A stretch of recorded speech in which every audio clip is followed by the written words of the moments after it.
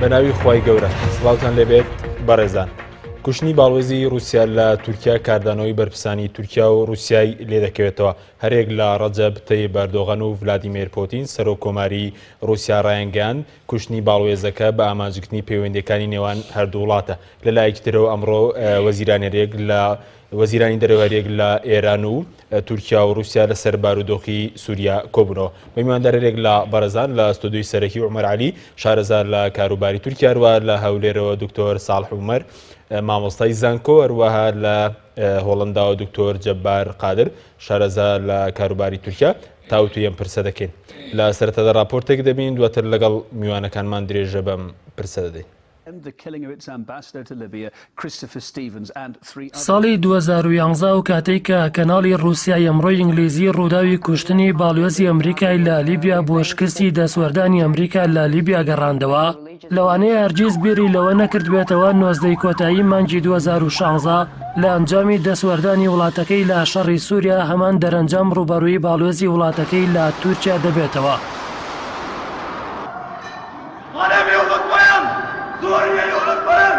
ڕووداوی کوشتنی باڵوێزی رووسیا لە تورکیا لە ساتەوەختێکی ئەستیاردا ڕوویدا، بەتایبەت کە لە ئێستادا ڕێککەوتنی رووسیا تورکیا و ئۆپۆزیسیۆن ڕژێمی سووریا لەبارەی حەلەب لە بواری جێبەجێکردندایە. هاوکات کۆبنەوەی لووتکەی رووسیا تورکیا ئێران لە سەراستی وەزیرانی دەرەوە و بەرگری بەڕێوە دەچێت. شورەفە و شیکردنەوەی کارناسان و سیاسیان و ڕۆژنامەنووسان لە کوشتنی ئەندریا کارلۆڤی باڵوێزی رووسیا لە تورکیا زیاتر لە 3 گەر تێناپەڕێ.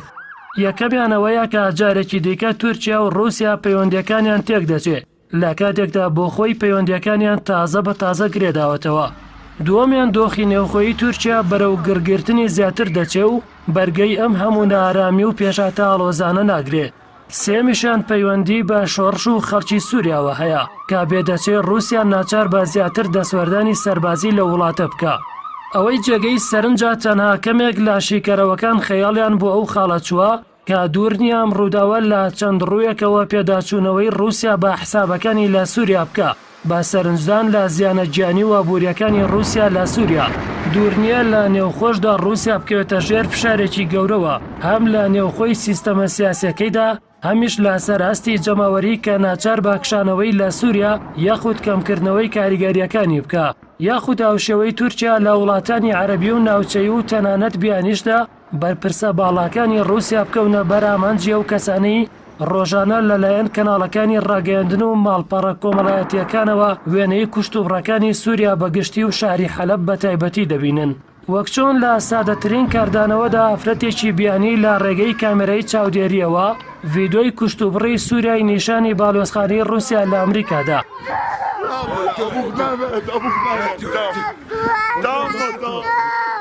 لە هەمووشی گرنگترەوەیە ئاڕاستەیەک لە نێوخۆی شۆڕش و ناڕەزایەتیە چەکداریەکانی سووریاوە دەستی پێ کردووە کە چیتر شەڕی مەیدانی لەگەڵ سوپای ڕژێم و فڕۆکەکانی رووسیا و میلیشیا شیعەکانی عێراق و ئێران و پاکستان و ئەفغانستان کە لە سووریا کۆبوونەتەوە کەڵکی نەماوە.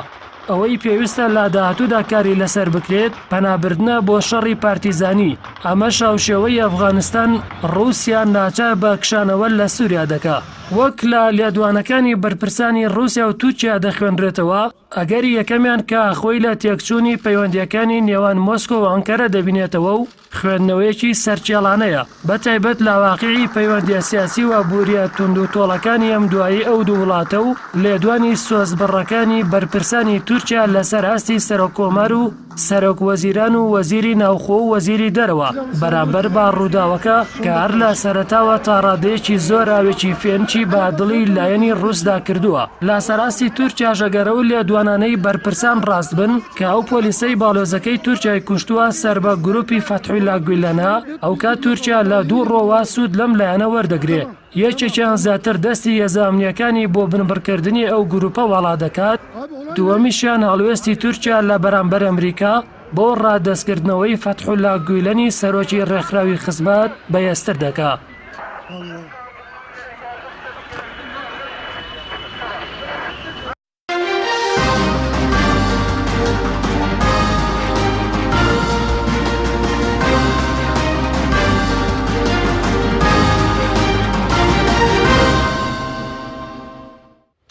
دووبارە سڵاوتان لەبێت بەڕێزان، سوپاس بۆ میوانەکانمان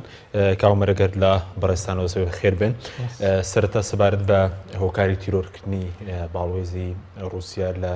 تورکیا تاکو ئێستا هۆکارەکەی بەڕوونی دیارە و پاشانیش کاریگەری لەسەر پەیوەندیەکانیەوە نەم وڵاتە چیە؟ بەڵێ سەرەتا بە ناوی خوا سوپاسی بەڕێستانەکەم بۆم دیدارە. ئەمە گەر سەرنجی ئەو ڕووداوە بکەین کە ڕۆژی ڕابردوو ڕوویدا کە بووە هۆی کوشتنی سەفیری رووسیا لە تورکیا،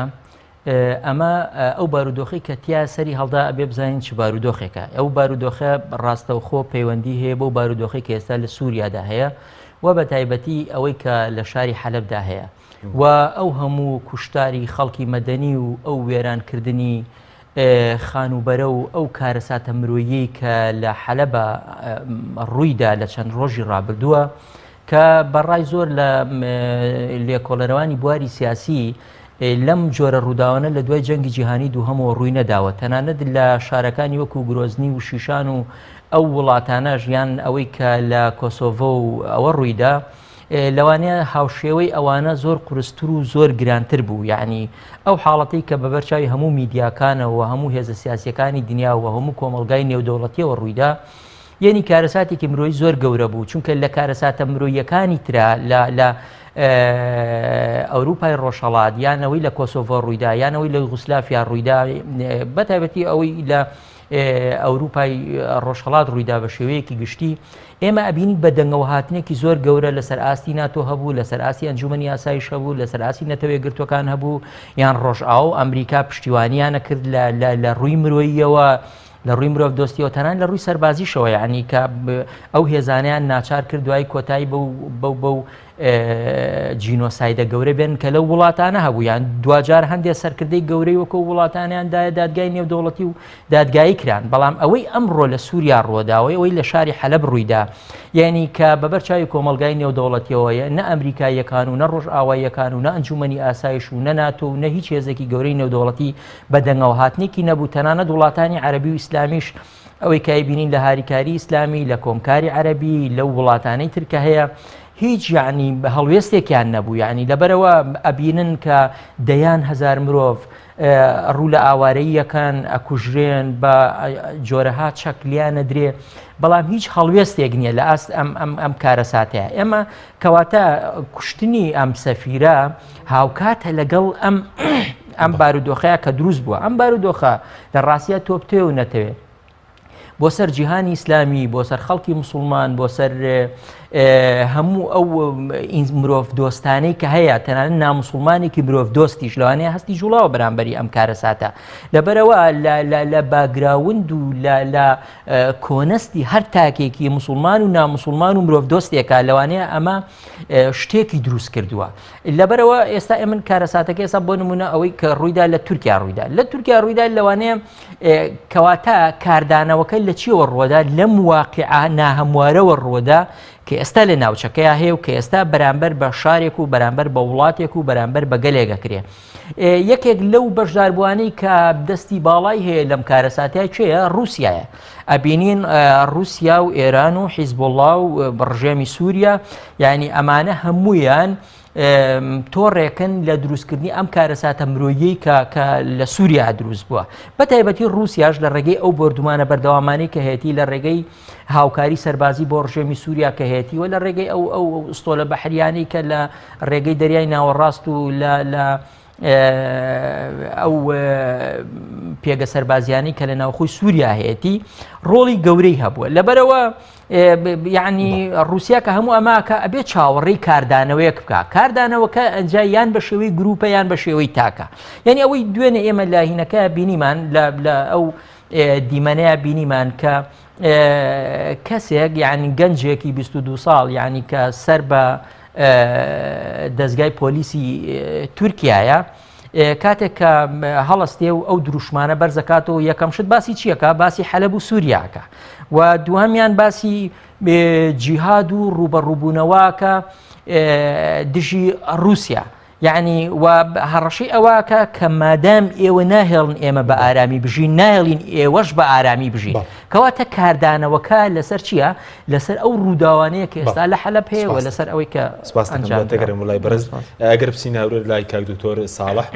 کاک دکتۆر زۆر سپاس بۆ بەشداریکردن لە بەرنامەکەماندا سەبارەت بەم ڕووداوی کە کوشتنی باڵوێزی رووسیا تا چەندێک پێ دوایە هیچ کاریگەریەکی دەبێت لەسەر پەیوەندیەکانی تورکیا و رووسیا کە ئێستا پەیوەندیەکانیان ئاسایی کردوتەوە؟ ئێمە کە تەماشا بکەین کە وەکو لە ناو لێدوانەکانی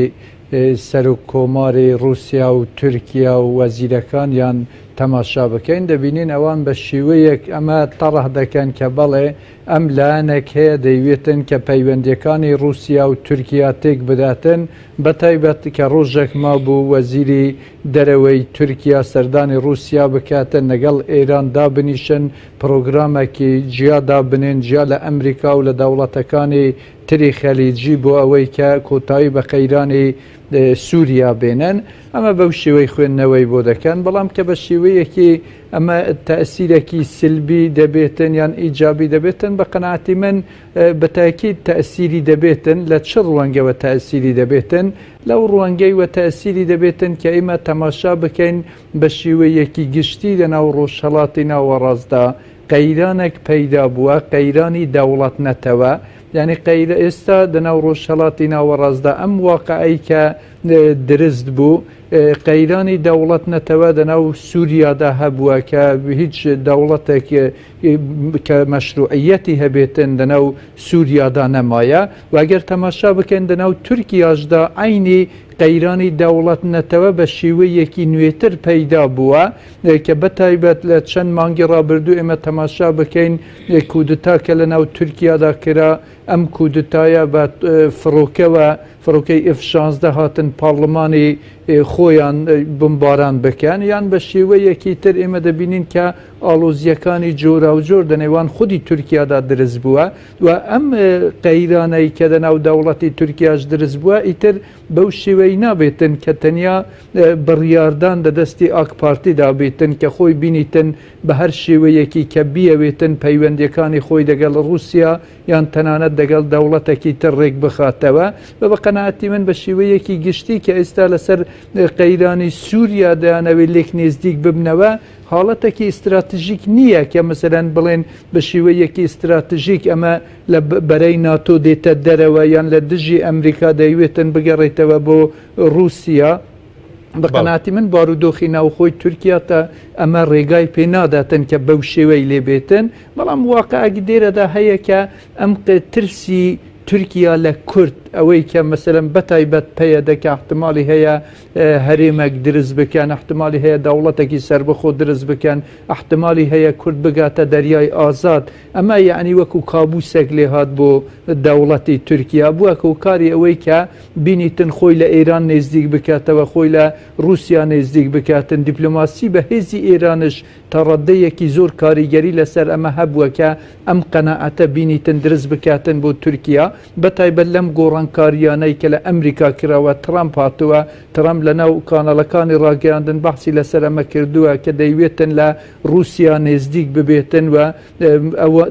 ینی ئەمریکا و رووسیا بینم قەیرانی سووریا چارەسەر بکەن هەستی دەکرد کە لە گۆڕەپانی سیاسی دەچێتە دەرەوە چ ئێران و تورکیا کە ئەوان پێش ئەوەی ترامپ بێتن ویستیانە کە بگەڕێنەوە بۆ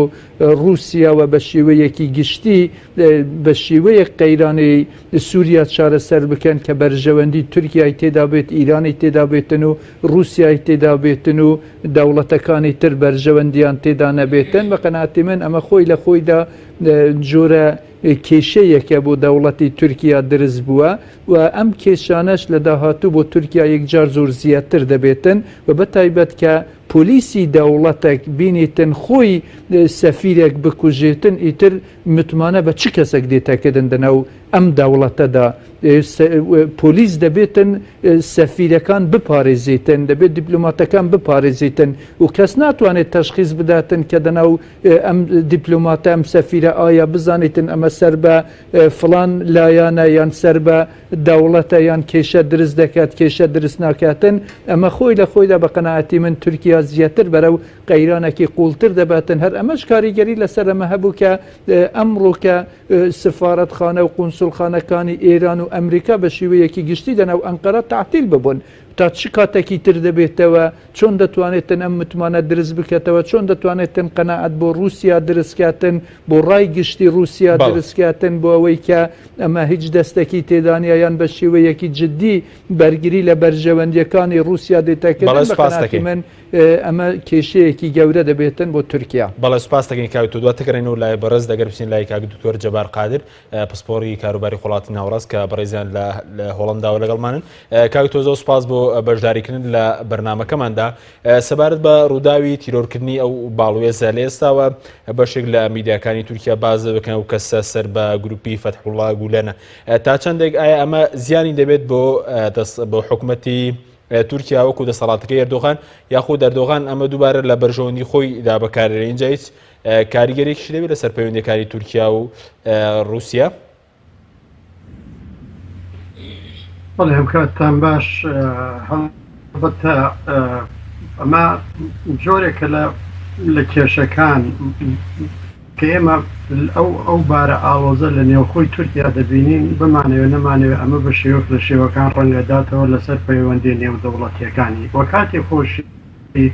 کە جۆرێک لە بادانەوە ڕوویدا دوای کەواندنی فڕۆکەکەی رووسیا کاتێک ئەردۆگان و حکوومەتەکەی بایاندایەوە پەیوەندیان لەگەڵ رووسیا دروست کردەوە یعنی بە هەموو پێوەرێک ئەوەندە کەرەسەی دۆستایەتی و هاوپەیمانی لە نێوان تورکیا و رووسیا لە ئارادانی کە بتوانێت پەیوەندیەکی نەک هاوپەیمانی بەڵکو پەیوەندیەکی ئاسایی دوورمەودا لە نێوان هەردوو وڵاتدا بێتەکایەوە لێرەوە پێم وایە ئەو ئەم کێشەیە کاریگەری زۆری دەبێت لەسەر تورکیا بە پلەی یەکەم ئەگەر ئێمە باس لەوە بکەین پێش ئاڵۆزیەکانی نێوان تورکیا و رووسیا نزیکەی 4 ملیۆن گەشتیاری رووسی داهاتنە تورکیا و ئەمە بۆ خۆی بەشێکی زۆر گرنگی لە پیشەسازی وەکو دەڵێ گەشت و گوزار لە تورکیا پێک دەهێنا ئێستا ئەمانە ئیتر باوەڕ ناکەم و هیچ ڕووسێک بتوانێت هەست بە ئەمن و ئاسایش بکە لەسەر ژیانی خۆی لە تورکیا لەم بارەیەوە کاریگەری زۆری بێت لەبارەی ئیکۆنۆمی و یعنی بازرگانی و ئابووری ئەوەی زۆرە بێ بەڵام لەبارەی دیپلۆماسیەوە پێم وانە کاریگەری هەبێ بە حکمی ئەم دوو کەسە دەسەڵات خوازە چی پوتین و چی ئەردۆگان هەردووکیان جۆرێک لە نەرجسیەتێکی زۆر وەکو دەڵێ ئاوساویان هەیە جا ئەوەی پوتین بەوە تێر کرا کە ئەردۆگان یەکسەر پەیوەندی پێوە کرد و داوای لێبوردنی لێ کرد و ئەمەی بە پیلانێکدا دەناوە مەسەلەی تیۆری پیلان کە تورکیا و ئەردۆگان بە تایبەتی ئەمە 1-2 ساڵە باسی دێوە دەکات لە بەرامبەر هەموو دنیا کێشەکە لەکوێدایە ئەگەر ئێمە پرسیارەکە بەو شێوەیە بکەن بۆ نمونە یعنی پێم وایە ڕاستە ئێمە باس هەڵبەتە لێرە ئێمە وەکو دەڵێ شیکاریەکەن باس لە هەڵوێستی تایبەتی خۆمان ناکەین کە ئایا چێ ڕاستە کێ باشی کردووە کێ خراپی کردووە کێ تاوانی کردووە هەموو ئەوانەی بەشداری دەکەن لەوەی کە لە سووریا دەبێت لە عێراق دەبێت لە عێراق تا ئەندازەیە بەڵام ئەوەی لە سووریا دەوێت بەڕاستی هەمویان تاوانکارن لە ڕژێمی ئەسەدەوە تا دەگاتە پوتین تا دەگاتە ئەردۆگان تا دەگاتە هەموو ئەو میلیشیا شیعەیە ئەو میلیشیا سونەتونڕەوانە هەمویان بەسەریەکەوە یعنی قسووریان نەکردووە لەوەی کە تاوانی زۆر دژی مرۆڤایەتی جێبەجێ بکەن بەڵام ئەگەر مرۆڤ پرسیارێک لە خۆی بکە یعنی پێم وایە رووسیاوە ساڵێکە زیاتر وا تێوە دلاوە لەو کارە لە سووریا ڕۆدا بەڵام ئێرانەوە 5 ساڵە مثلەن بۆ هەڵوێستێک لە تورکیا بڵێن بەرامبەر ڕەوەندەکانی ئێران نەبوو مەسەلەن بۆ بەرامبەر رووسیا بوو بۆ بەرامبەر رووسیا بوو من تێی دەکەم چونکە پاشخانێکی مێژووی 200-300 ساڵەی دوژمنایەتی هەیە لە نێوان رووسیا و تورکیا چی لە سەردەمی قەیسەریە چی لە سەردەمی کۆمۆنیزمە چی لە سەردەمی پوتینشە ینی مەسەلە ڕاستە سیستێمەکان گۆڕاوە پەیوەندیەکان گۆڕاوە ناوی جیاوازیان لێ هاتووە ئەمە قەدەری وەکو دەڵێ جوگرافیا و مێژووە ئەم ئالۆزیە و ئەم گەرمکردنەی بازاری تورکیا لە دژی رووسیا لە ماوەی 1-2 ساڵی ڕابردوودا هەڵبەتە کردەوەی وای لێ دەوەشێتەوە ئەوەی کە چەندێ بەکاردەهێنرێ لە دژی گولەن ئەمڕۆ گولەن کراوە تازە کابرا کوژرا کێ دێت ئەمە ئیسپاتەکە ئەمە سەر بە گولەن بووە یا سەر بە دەستگایەکی ترێ نهێنی ئەوەی دەوڵەتی قوڵی پێ دەڵێن لە تورکیا وە زیاتر لە 28 ڕێکخراوی تاوانکاری و ڕێکخراوی نهێنی لە نێو تورکیادا کار دەکەن و هیوایان هەیە ئەوەی کە پێی دەڵێن دەسەڵاتی هاوتەری بوو دەسەڵاتی پەرەلێت چەندین دەسەڵاتی پەرەلێل لە نێو تورکیادا هەیە لەبەرەوە هەتا ئەوانەی رووسیاش کە هاتوونە تاقیقکەن پێم وڵای زۆر زەحمەتە بێ یعنی بگەین ئەنجامێکی وا بەدەست بهێن ئەوە بەدەستی بە خەڵک ڕابگەێنێ ئەم پیاوە سەربەکێ بووە وەکێ لە پشتێوە بووە وەکێ هانیداوە ئەم کارە بکە بەڵە زۆر باش کاکتۆر بەس بەرەزوتت ڕەنگە زیاتر ئەم ڕووداوانە کاریگەری لەسەر ڕوانگەی مەسەلەی گەشتیاری و ئابووری تورکیا بێ ئەی لەسەر مەسەلەی دیبلۆماسیەکە وەکو کاک دکتۆر ساڵح باسی لێکرد لە مەسەلەی ئەوەی کە ئەگەر یەکێک لە هێزانامنیەکان هێرش با سەر باڵوێزێک لە مەسەلەی کاری دیبلۆماتی وڵاتانی تر ئەمە جۆرێک لە دڵنیایی دروست ناکە لە ڕووی دیبلۆماسیشەوە کاریگەری لەسەر کاری باڵوێزی وڵاتان لە وڵاتە دروست ناکات؟ بەڵێ ئەوەیان ڕاستە من کە من وتم کە دیپلۆماسی مەبەستم لە نێوان رووسیا و تورکیا بۆ ڕاستە خۆ لە نێوان ئەو دووڵاتە ئەگینا وەکوتر ئەوە تا زۆر لە باڵێزخانەکان بڕیاریان داوە باڵێزخانەکانیان بۆ ماوەیە داخن هەموو جارێکی تر وەکو دەڵێت دەچنەوە بەو ڕێکارە ئەمنیانەی کە گرتویانەتە بەروە بەر ڕۆشنایی ئەم ڕووداوەی کە ڕوویدا بەڵام ئەوەی گرنگە ئێستا ئەمە تەوزیفەکرێ بە شێوەیەکی تر ئەو کۆبوونەوەی لە مۆسکۆ هەیە لە نێوان تورکیا و رووسیا و ئێراندا لەوێدا تەوزیفەکرێەوە من پێم وایە تورکیا بە بۆنەی ئەم ڕووداوەوە تەنازولی زیاتر دەکات بۆ داخوازیەکانی رووسیا لەبەرەوە ئێستا باس لەوە دەکرێەوە خەریکن دەگەن بە جۆرێک لە ڕێککەوتن دەربارەی ئەو پرۆژەیە کە دەبرێتە ئەنجومەنی ئاسایش و باس لە چارەسەری یان ڕاگرتنی شەڕ بۆ ماوەیەک و هەوڵی چارەسەرکردنی کێشەکان لە سووریا لەبەرەوە لێرە ڕنگ بێ فۆکسەکان زیاتر بخرێتە سەر ئەم لایەنە. بەڵێ سوپاس دەکەین کاک دکتۆر ناوبڕێکی کورتمان هەیە بینەرانی بەڕێز ناوبڕێکی کورد وەرەگین دواتر دەکرێنەوە وڵاتان لەگەڵمان بمێننەوە. بەرنامەی ئەمڕۆ با سپۆنسەری کۆمپانیای ئەسێ بۆ بازرگانی مۆبایل شیری ئەڵتونسا. ئەسێ یەکەمین مۆبایلی مارکەی کوردی کۆمپانیای ئەسێ بە لە بەرچاوگرتنی قەیرانی دارایی مۆبایلە تایبەتەکانی دەکاتە قستی مانگانە Q4 14,000 دینار Q5 17,000 دینار پەلە بکە بە بەخاوەنی یەکێک لە مۆبایلەکانی ئەسێ کە 2 مۆدێل و 4 ڕنگ لە خۆ دەگرێت بە قستی زۆر گونجاو ئەسێ پێشەنگی تەکنەلۆژیای نوێ.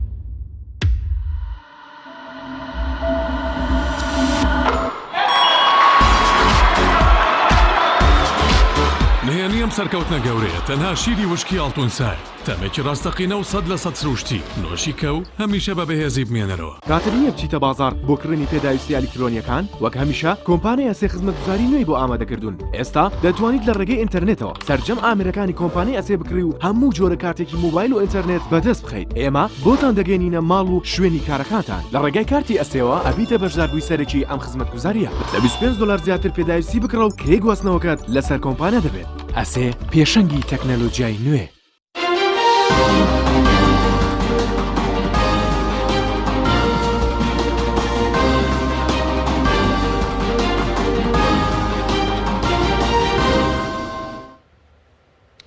دووبارە سڵاوتان لەبێت بەڕێزان کاومەرەگەر بینۆ سەر مەسەلەی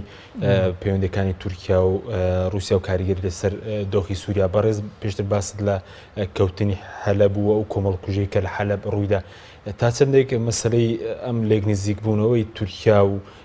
رووسیا پەیوەندی بە کەوتنی حەلەبی شەوەیە کە باز دەکە کە تورکیا لە بەرامبەرەوەدا پاشەکەش کردووە مەسەرەن هۆکارێک بەشێک ڕەنگە پەیوەندی بە کەوتنی حەلەبەوە بێ پەیوەندی سعودی مەسەرەن لەسەر قاڵی بە شەڕی یەمەنەوە بێت ئیمارات و ئەوانە پێشتر دەستبەرداری ئۆپۆزیسیۆنی سووریا بوون ینی تا چەندێک تورکیاش بەشدارە لەوەی کە جگە لە رووسیا و ئێران تورکیاش بەشدار لەوەی کە لە حەلەب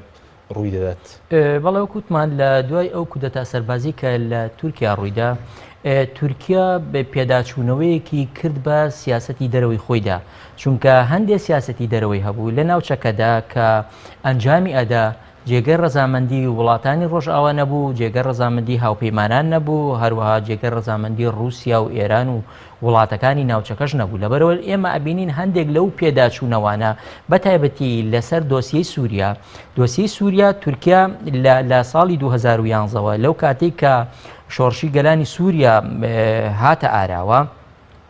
پشتیوانیەکی زۆر بەهێزی لێکردن و بەنیازی ئەوە بوو کە لە ماوەی چەند مانگێکە یان بەلای کەمەوە ساڵێکە ڕژێمی سووریا کۆتایی پێبێ بڕوخێ بەڵام کاتێک کە ئەبینێ ڕژێمی سووریا وا بە ئاسانی ناڕوخێ و ئەم هاوسەنگە سیاسی لە ڕۆژهەڵاتی ناوەڕاستدا وا بە ئاسانی تێک ناچێ و بینی کە بەهاری عەربی چارەنووسی ئەو لەو شوێنانش کە تەنانەت بە دیموکراسی هاتنە پێشەوە لە هەندێک ڕژێمیان ڕوخان وەکو میسر کە ئەوە چۆن ڕوبەڕووی بوونەوە و چۆن بە پلانێک ئەو پرۆسە دیموکراسیان لەباربرد دوجار ئەوەش کە بە شۆڕشی چەکداری ڕوبەڕووی ڕژێم بوونەوە وەکو سووریا یانی سیاسەتێکی گشتی نێودەوڵەتی هەبوو لەلایەن ڕۆژئاوا لەلایەن ئیسرائیل لەلایەن وڵاتانی ئیقلیمی ناوچەکەوە ڕەزامەند نەبوون لەسەر ئەوەی کە ڕژێمی ئەسەد بڕوخێ و ئۆپۆزیسیۆن جێگەی بگرێتەوە لەبەرەوە تورکیا باش لەمە گەیشت و دوجار دەستی کرد بە پاشەکشەکردن بەتایبەتیش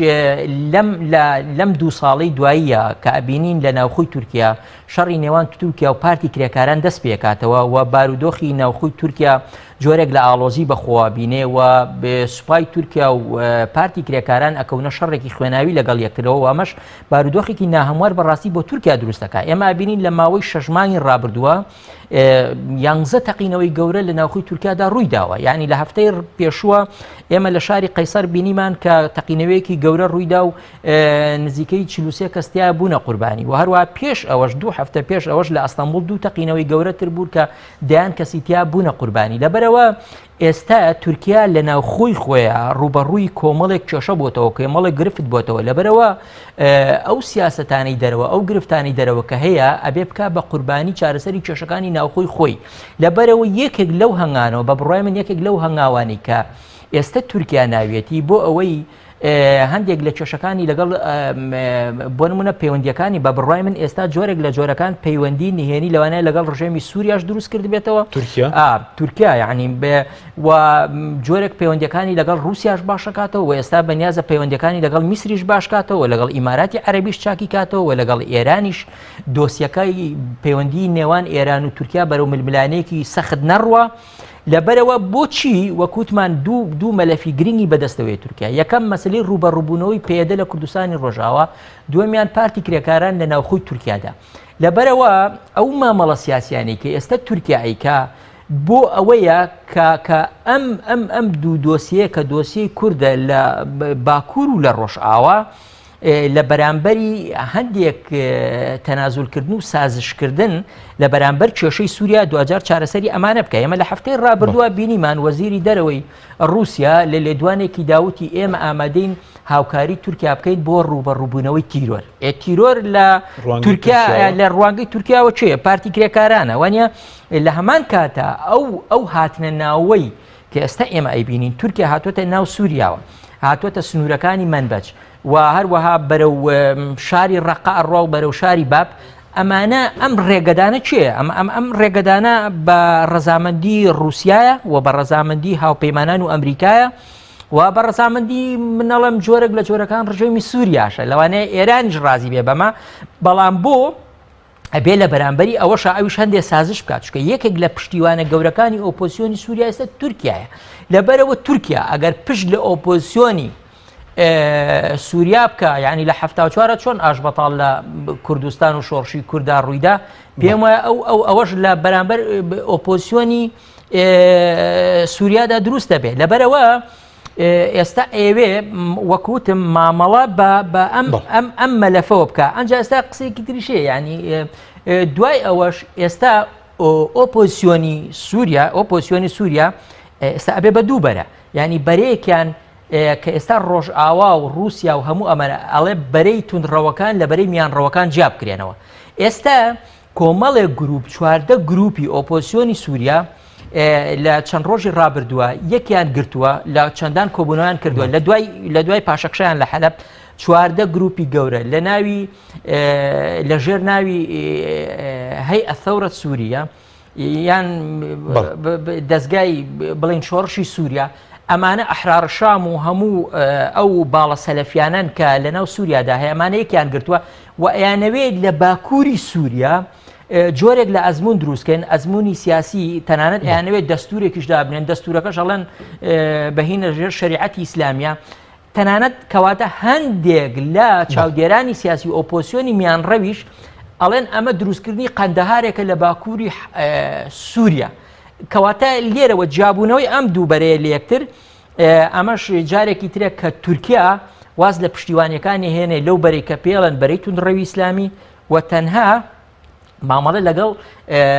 سوپای ئازاد و ئەمانەیەکە و دوجار ئەمانیش ئەباتە ئەو دانوستانەی کە قەرارە لە جنێف ئەنجام بدرێت زۆر باشە بەڵام بۆ لە ڕوانگەی ڕۆژاوە مەسن بەرەی حراری شام تیرۆریستە بۆ ئەسە تیرۆریستنیانی خۆریان کۆمەڵکوژیە بڵێ ئەوەتر ئەوە پێوەرەکانی ڕۆژئاوایە پێوەرەکانی ئەمریکایە کە بە پێوەری بەرژەوەندەکانی خۆیان ئەو شتانەکە نەک بە پێوەری ئەوەی کوێ تیرۆریستە و کوێ بە پێوەری بەرژەوەندەکانی ئەوان ئەو گروپانە لە بەرژەوەندی ئەوانە سپاس دەکەم کاک دکتۆر ساڵح ئەگەر بگەڕێمەوە لای بەڕێستان سەبارەت بە لێک نزیکبوونەوەی رووسیا و تورکیا مەسەلەی کاریگەریەکانی چ لەسەر پرسی کورد لە تورکیا و لە سووریا چ کاریگەریەکی لەسەر پرسی کورد هەیە ئەم وەزەی کە ئێستا تێدا ئەگەر ئێمە تەماشا بکەین بارودۆخێک بووە بە شێوەیەکی گشتی کە هاتە دروستکردن ئەمە فەزایەک بوو کە دەناو بەهاری عەرەبیدا بوو و ئەم فەزایە بە شێوەیەک تورکیا گەمەی کرد کە لە دژی بەرژەوەندەکانی ئێران بوو ئێران هات بۆ ئەوەی کە بینیتن کێشە دروست بکاتن بۆ تورکیا هات بە شێوەیەک دەتوانین بڵێن کە لەگەڵ بشار ئەسەد گفتوگۆی کرد بۆ ئەوەی کە کوردەکانی سووریا و بەتایبەت پەیەدە بێتە سەر سنوورەکانی تورکیا و لەوێن دەر کانتۆن دروست بکەن و تا ڕادەیەکی زۆر ئەمە دەگەڵ بشار ئەسەد و یان دەگەڵ سیاسەتەکانی ئێران یەکی دەگرت و ئێران توانی کە ئەم کانتۆنانە بە شێوەیەک نیشانی تورکیا بداتن لە ناو مێشکی تورکیا زەق بکاتەوە کە حاڵەتێکی ترس بۆ تورکیا هاتە دروستکردن کە بەڵێ ئەگەر بەو شێوەی بەردەوام بێتن ئەمە احتمالی هەیە کە بینن هەرێمێکی سربەخۆ دروست بکەن احتمالی هەیە کە بگەنە دەریای ئازاد احتمالی هەیە لێرەدا مەسەلەن پەکەکە بێتە لەناو مەرز سنوورەکانی تورکیادا و کێشە دروست بکاتن تورکیا ویستی کە بۆ ئەوەی لەم قەیرانە دەربچیتن ویستی پرۆسەی گفتوگۆکردنی دەگەڵ پەکەکە دەست پێکرد پرۆسەی ئاشتی بۆ ئەوەی کە بینیتن ئەم سیاسەتەی ئێران پوچەل بکاتەوە بەڵام ئێمە دیتمان کە تورکیا سەرکەوتو نەبوو تورکیا کاتی کە سەرکەوتو نەبوو دەگەڵ پەکەکە دووچاری کێشە لێ هات و لەگەڵ هەدەپەش دووچاری کێشە لێ هات دەم ئەزمونەدا دووچاری فەشەل لێ هات ئیتر ناچار بوو بۆ ئەوەی کە مەترسیەکانی کورد لەناو خۆدیا دوور بکاتەوە هات پەنای هێنا بۆ ئێران پەنای هێرا بۆ ئێران هەر دەتوانین بڵێن لە سەردەمی داوود ئۆغڵو کە وەزیری دەرەوە بوو سەردانی ئێران کرا ئەنوای ڕێکەوتنێکی ئابووریان لەگەڵ یەکتر کرد کە بەڵاو کراوە دەیانەوێتن تا نزدیکەی 30 میلیارد دلار پەیوەندی ئابووریان لەگەڵ یەکتر هەبێتن بە قەناعەتی من ڕێکەوتنی نهێنیش کرا ڕێکەوتنی نهێنی ئەو کات بە شێوەیەک کرا کە هەماهەنگیەک هەبێتن لە نێوان ئێران و تورکیاوە بۆ ئەوەی کە ئیتر کوردەکانی سووریا نەتوانن هەرێمێک بۆ خۆیان دروست بکەن، نەتوانن تەنانەت بگەنە دەریای ئازاد دەوڵەتێکی سربەخۆ دروست بکەن. و ئێستا کە ئێمە تەماشای کۆبوونەوەی ئەمڕۆ بکەین، خاڵێکی کە زۆر گرنگی پێدرا، ئەمە هێڵی سوورە کە سووریا بێتە دابەشکردن. ئەمە خۆی لە خۆیدا بە شێوەیەکە کە تورکیا گفتوگۆی کردووە لەگەڵ ئێران بە شێوەیەکی نهێنی، دوای دەگەر رووسیاش ئەم گفتوگوۆی کردووە کە ڕێگیری لەمە بێتەکردن هەرێمێکی چ بە شێوەی فیدراالی بێتن یان تەنانەت سربەخۆ بێتن بۆ کوردەکانی سووریا بێتە دروستکردن. و ئەم ڕێکەوتنەی کە کراوە لە نێوان ئێران تا ڕادەیەک دەتوانین بڵێن رووسیا تەماشای وەزعەکە دەکاتن. رووسیاش کە بینیتن ئەم امتیازە بە تورکیا بداتن بە قەنەعەتی من زۆر بە ئاسانی دژایەتی پەیەدە ناکاتن. پێی باشە کە بە شێوەیەک لە شێوەکان تا ڕادەیەک پەیوەندی خۆی لەگەڵ پەیەدەڕا بگرێتن بۆ ئەوەی کە دیتی هەر کاتێک تورکیا دەیوێتن دوور ببێتەوە لە رووسیا، چونکە رووسیا بە شێوەیەکی تەواو متمانەی بە تورکیا نییە، دەزانێتن کە ئەندامی ناتۆیە، دەزانێتن بەرژەوەندیەکانی ئستراتیژیکی دەگەڵ ئۆروپادا هەیە، دەگەڵ ئەمریکادا هەیە. ئەو کات ئەو وەرەقەیە بە قەنەعەتی من رووسیا نیشانی تورکیا دەداتەوە بۆ ئەوەی تورکیا لەسەر جێگای خۆی دابنێتن. ئەمە بە شێوەیەکی گشتی من دەتوانم بڵێم هەڵەکانی ئستراتیژیکی ناوخۆی تورکیایە کە دەیوێتن کێشەکانی ناوخۆی بە شێوەیەک چارەسەر بکاتن کە ڕێگیری لەمە بکاتن کوردەکانی سووریا مافەکانی خۆی وەربگرێتن. بەڵام ئەگەر دەگەڵ پەکەکە گفتوگوی کردبا توانی با کە کێشەکانی ناوخۆی بە شێوەیەکی سیاسی چارەسەر کردبا بە قەنەعەتی من تورکیا ئێستا نەدەگەشتە دەم قەیرانەدا و هەرچەند کە تورکیا لەسەر ئەم سیاسەتەی خۆی بەردەوام بێتن بە قەنەعەتی من بارودۆخی تورکیا زیاتر بەرەو خراپبوون دەچێت. بەڵێ زۆر باشە، بەڵام لێک نزیکبوونەوەی تورکیا لەگەڵ رووسیا لەسەر حساوی بەرژەوەندەکانی کوردە، ینی تاکو لەگەڵ رووسیا لێک نزیک بێتەوە پەیوەندێک دۆخی کورد هەم لە تورکیا هەم لە سووریا خراپتر دەبێت. بە قەنەعەتی من ئەم لێک نزیک بوونەوەی ئێران و دەتوانین بڵێن تورکیایە کە بە شێوەیەکی ڕاستەوخۆ پەیوەندی بە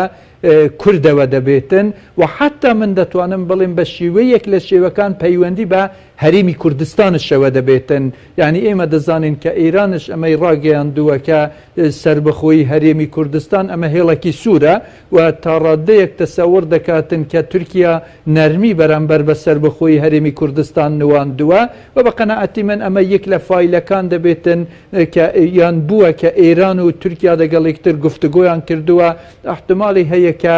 جۆرە تەوافقیان دەگەڵ یەکتر کە دەبێتن بەڵام متمانەیان بە یەکتر نەبێتن لەوەی کە مەسەلەن بە شێوەیەکی تەواو بینیتن ئەم وەرەقانە دەگەڵ یەکتر ئاڵ و گۆڕ بکەن چەند متمانەیان بە یەکتر هەیە. بە قەنەعەتی من لێرەدا جۆرە کێشەیەکیان هەیە کە پەنایان بردیە بۆ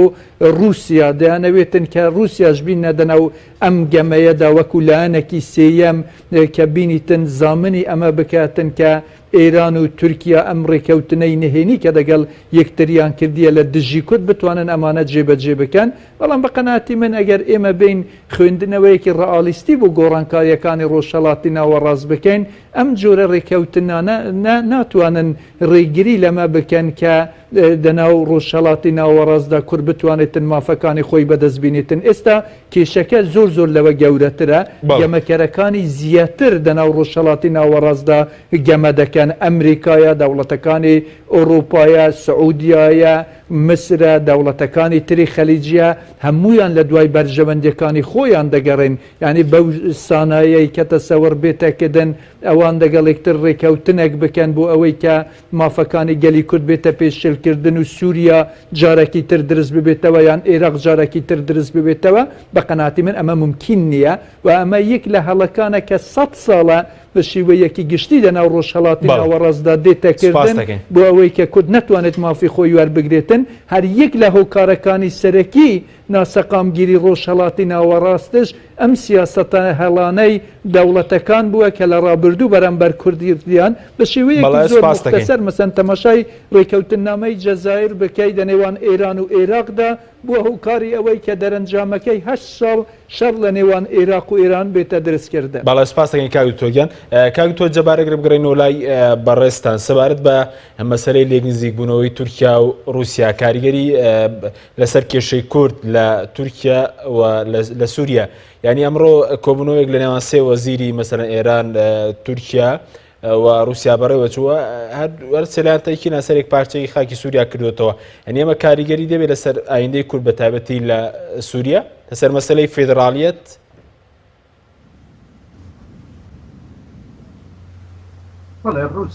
رووسیا لە یەکەم ڕۆژەوە هەر ئەوەی وتووە توێتی ئێمە لەگەڵ یەکێتی خاکی سووریاین تەنانەت لەگەڵ یەکێتی خاکی عێراقان وە وەکو مەسەلەیەکی مەبدەئیش، یعنی رووسیا لەگەڵ گۆڕانکاری سنوورەکانان نییە. رووسیا بۆ خۆی دەوڵەتێکی فیدرالیە، لە 85 فیدرالی پێکاتوە، زیاتر لە 100 میلیۆن لە نێوخۆی رووسیا دەژێت بە هێزی دەستور مافی بڕیاردانی چارەنووسی لەو میلەتانە وەرگرتووەتەوە. لەبەرەوە رووسیا زۆر بە ئاشکراش لە هەموو جێگەیەکەوە توێتی ئەو پشتگیری لەوە ناکات کە ئەم وڵاتانە دەڕوا بەنسبەت کوردستانی عێراقەوە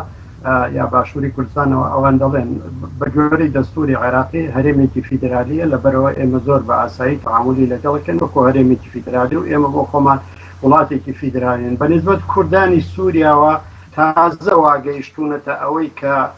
وەکو دەڵێ ستاتویەکی تایبەتی لەم ڕۆژانە کۆبوونەوەیان هەبوو لەگەڵ نوێنەرانی پارتە کوردیەکانە لە حمێمی و لەوێدا باسییان لە پرۆژەیە کردووە کە ئەوە بە گفتوگۆ بە وتوێژ و شێوازێکی ئاشتیانە لەگەڵ ڕژێمی بەشار ئەسەدا. لەبەرەوە لەم بارەیەوە مەگەر کورد بۆ خۆی فەنتازیا دروست بکە کە رووسیا پشتگیری لەواکە لە ماوەی 200 ساڵە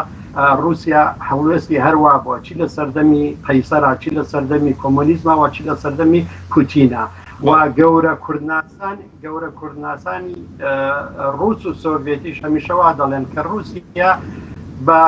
یعنی دۆزی کورد یا حرەکەی کوردی بە چاوێکی ئەوە سەیری دەکات کە ئەمە وەزیفەیەکی بۆ دەگێڕێت، یعنی تەنها ڕۆڵێکی وەزیفی دەبینێ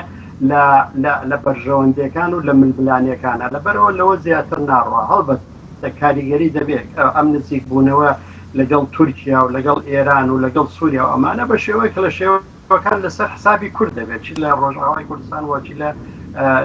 لە باشووری کوردستان. بەڵام بەنسبەت ڕۆژاوای کوردستانەوە بۆ نمونە باسییان لەوە نەکردووە کاوانەیانوێت دەوڵەت دروستکەن یا تەنانەت هەرێمێکی سربەخۆیان هەرێمێکی فیدرالی سەوان باسییان لە ئیداراتی ذاتی کردووە لە ناوچەکانی خۆیان و ئەو دەرگایان هێشتووەتەوە کە لەگەڵ ڕژێمی بڵێن سووریا بگەرمە نەتیجەیە. بەڵام هەموو کەس دەزانێت دوای ئەم ڕووداوانە نە سووریا سووریای جاران دەبێت، نە عێراق عێراقی جاران دەبێت. بەڵام من پێم وایە ئەم وڵاتانە هەوڵەدان بۆ ماوەیەکی تریش ئەم گەلانە لە نێو ئەم زیندانانەیە بهێڵنەوە و یەخەریکی یەککوشتن بن. ئەم ملەتانە بەڕاستی خەونەکانیان جیاوازە. لە عێراق خەونی منێکی کورد لەگەڵ خەونی شیعەیەک و سوننەیەکی عەرەبە وەڵی زۆر جیاوازە، یەک ناگرێتەوە. ئەو حەز دەکات دەوڵەتی ویلایەتی فەقیهدانە، ئەوی تر حەز دەکات دەوڵەتێک لە باشترین حاڵەتە وەکو عەرەبستانی سعودی دانی. بەڵام ئێمەی کورد وەڵاهی داخوازیمان شتێکی ترە، داخوازی بیر لە سیستێمێکی تر دەکەنەوە. لەبەر ئەوە ئەم بەرژەوەندی ئەم دەوڵەتە زلهێزانە هەتا پێیان بکرێ، بەڵام لە حاڵەتێکە ئیتر کە لە دەستیان دەرچوو ئەم میلەتانە بۆ خۆیان وڵاتەکەیاندا بەش کرد، ئەو کاتە مەجبورن دان بە ڕاستیەکانە دەن. ئەمە لە وڵاتانی بەڵتی خوا بوو، لە بەڵکان وا بوون، لە کۆسۆڤۆ وا بوو، لە هەموو جێگەیەک وا بوو. ئەمریکا دژی سربەخۆی، ئەمریکا دژی ئەوە بوو کە یەکێتی سۆڤێت هەڵبوەشێتەوە کە لە ماوەی 50 ساڵە یعنی شەڕی ساردی لە دژیە کرد. بۆ پێی وا بۆ ئەمە کێشەی زۆر گەورە دروستەکە. لەبەرەوە پێم وایە ئەم سیناریۆیانەی لە ناوچەکەیە هەیە بەداخەوە هەموو ئەم سیناریۆیانە لە ئارادان هەموو ئەو شتە گەورانە کوردیش هەر خەریکی شت بچووکەکانی خۆیەتی، خەریکی ململانێ بچووکەکان و خەریکی مزایدات و خەریکی